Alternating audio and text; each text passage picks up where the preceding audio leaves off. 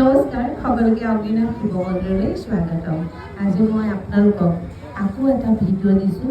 সকলো পিতৃ মাতৃক খুব ভালকৈ কাণ দি শুনক আৰু ভিডিঅ'টো চাওক।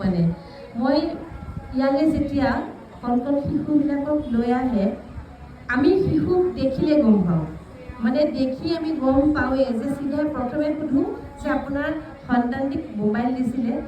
এখেতকো মই সেইটোৱে সুধিছোঁ, এখেতে কথা কোৱাই নাই, তাৰ আগতে মোক কৈছে আপোনাৰ সন্তানটিক মোবাইল দিছিলে বোলে হয়।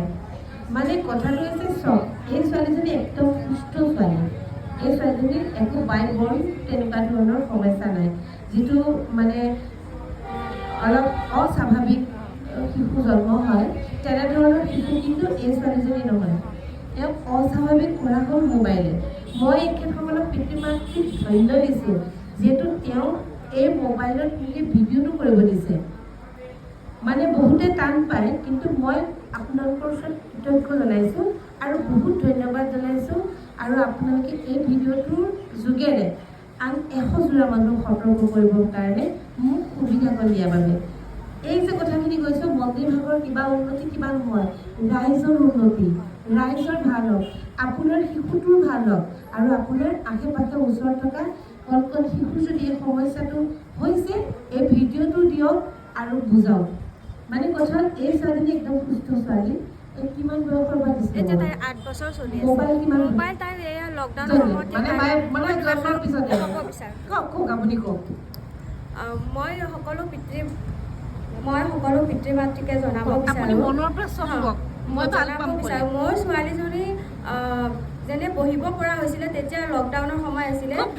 যাতে আপোনাৰ ভিডিঅ'টোৰ পৰা আন 10 মানুহ যাতে তেতিয়া লকডাউনৰ সময় আছিলে, যেতিয়া লকডাউনৰ বিষয়ে সকলোৱে জানে কেনেকুৱা হৈছিলে।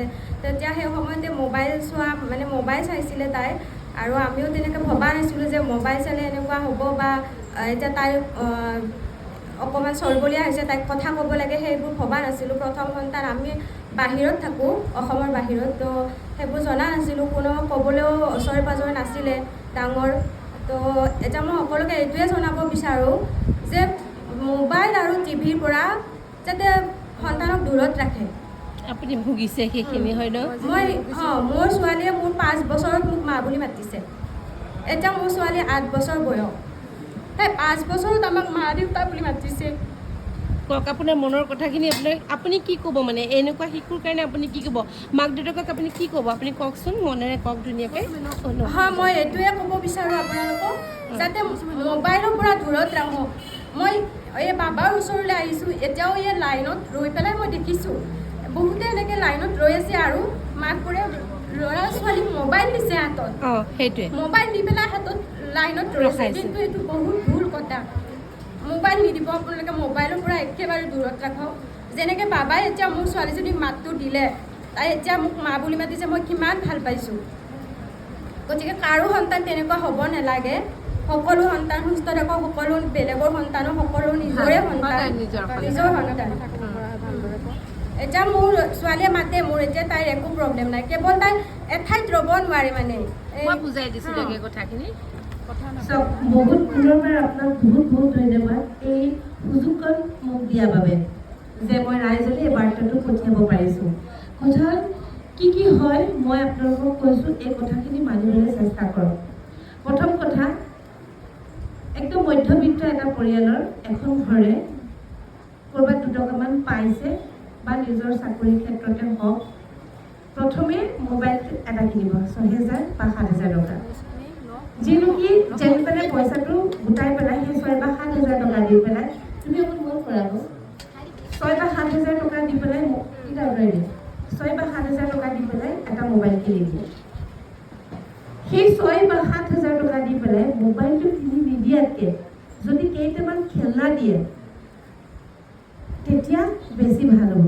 কাৰণ সেই 6-7,000 টকা দি মোবাইলটো কিনি পেলাই, বা যাৰ পইচা বহুত আছে তেওঁলোকে আইফোনো দিয়ে, পইচা যাৰ বেছি আছে, কিন্তু সেই ফোনটোত যিমান দাম, সেই তেনেকুৱা 10টা 20টা মোবাইলৰ দামো যদি আপুনি দিয়ে, আপোনাৰ সন্তানটোক এই সুস্থ অৱস্থালৈ কেতিয়াও ঘূৰাই আনিব নোৱাৰে।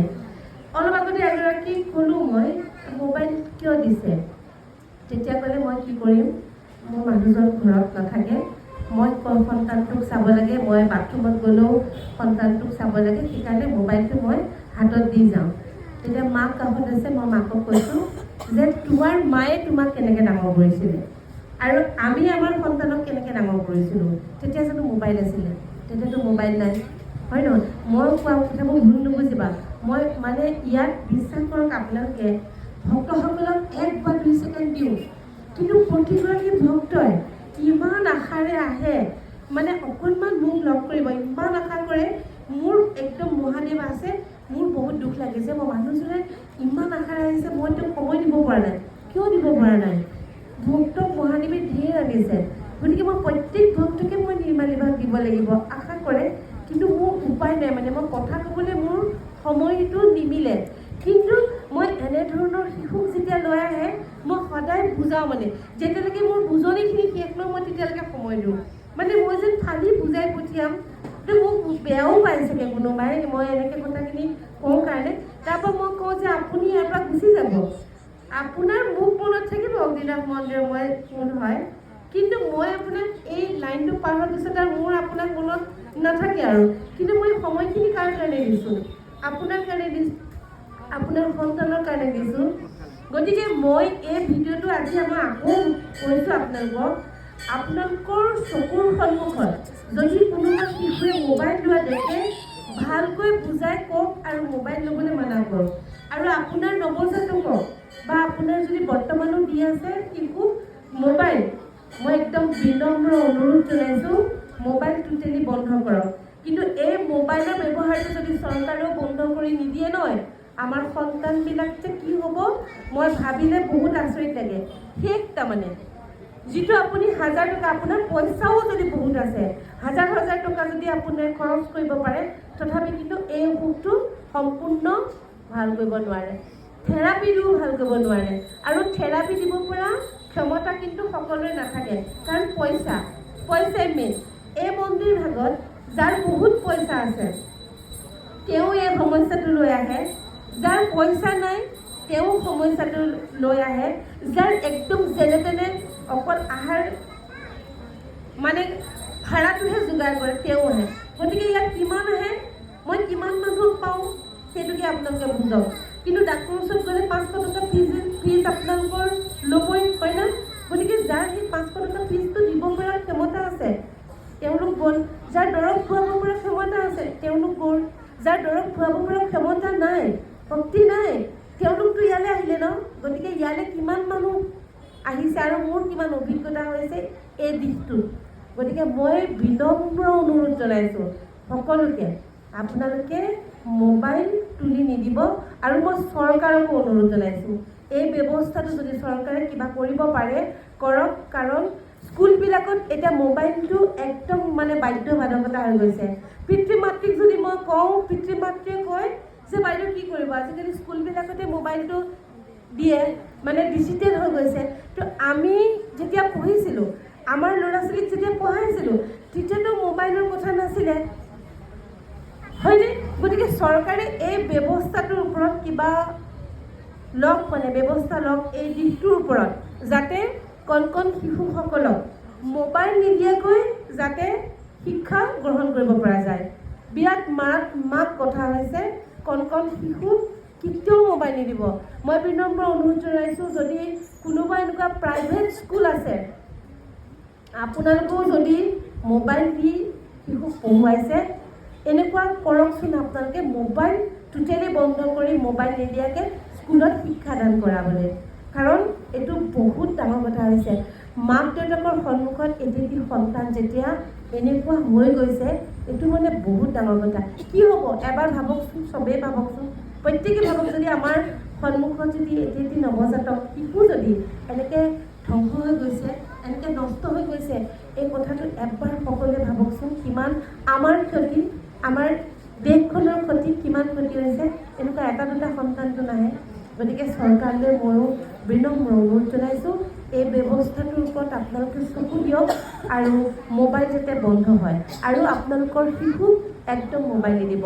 মই কওঁ যে 5 বছৰ বা 7 বছৰলৈকে মোবাইলটোৰ ভিতৰত কি থাকে একদম নেদেখাবই আৰু মোবাইলত লগ লগাওক আৰু যিসকলে মোবাইল চাই নষ্ট হৈ গৈছে কান্দি কাটি একদম ফিট হৈ যাওক লাগিলে মাটিত বাগৰি পৰক মনটো মানে খুব ষ্ট্ৰং কৰিব আপোনাৰ সেই শিশুৰ কান্দোন আপোনাৰ অন্তৰখনে ফাটি যাব তথাপি আপোনালোকে ধৈৰ্য ধৰক সেই কাৰ কাৰণে ধৰিব আপোনাৰ সন্তানৰ কাৰণে ধৰিব গতিকে আপোনালোকে কান্দি কাটি বাগৰি যাওক নেখাই থাকক মোবাইল লক কৰক আৰু মোবাইল নিদিব যেতিয়া তাৰ ভোক লাগিব এনেও খাব গতিকে পুনৰবাৰ কৰিছোঁ আপোনালোকক বিনম্ৰ অনুৰোধ মোবাইল সন্তানৰ হাতত নিদিব আমি দেখিছোঁ সন্তানৰ অভাৱ কেনেকৈ অনুভৱ কৰে কিমান ভক্ত আহে সন্তান বিচাৰি বুজিছে এই দুটাই বেছিকৈ আহে 50% যদি সন্তান আহিছে মানে পিতৃ মাতৃ যদি 50% আহিছে দম্পতী সন্তান বিচাৰি